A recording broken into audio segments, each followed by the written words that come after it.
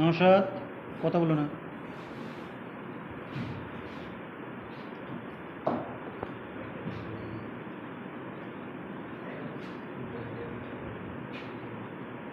এখন এখানে 7 sin square theta আছে, এখানে আছে -3 sin স্কয়ার থিটা। তো আমরা 7 sin স্কয়ার থিটা থেকে -3 sin স্কয়ার থিটা বিয়োগ করে থাকবে 4 sin স্কয়ার থিটা প্লাস 3।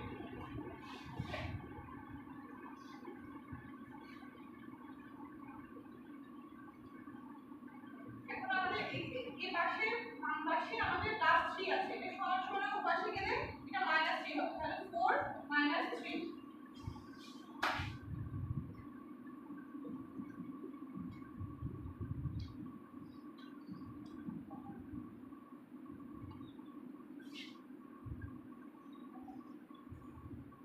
এখানে 4 এটার সাথে গুণ আকার আছে, তো সমান সমান এর পাশে চলে গেলে 1 টা নিচে চলে যাবে, অর্থাৎ ভাগ আকার হয়ে যাবে।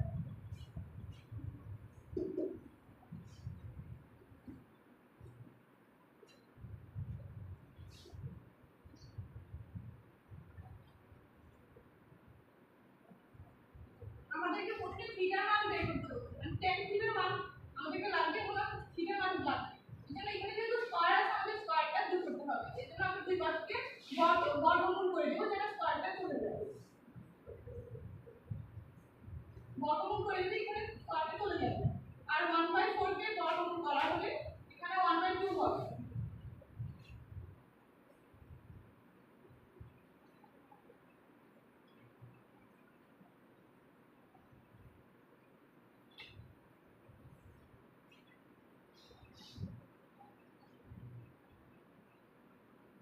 এখানে আমরা হাফ পাইছি, sin 30 ডিগ্রি মান যেহেতু হাফ, তাহলে আমরা এখানে হাফের জায়গায় sin 30 ডিগ্রি লিখতে পারব।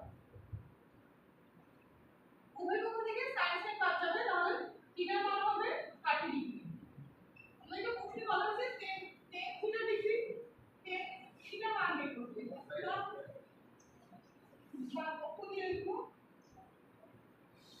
cos থিটার মান বের করে নাও। tan থিটা বের করতে গেলে sin বাই cos লাগবে না? এখানে থিটা আছে তো, তাহলে আচ্ছা হ্যাঁ, করো করো করো, হবে হবে।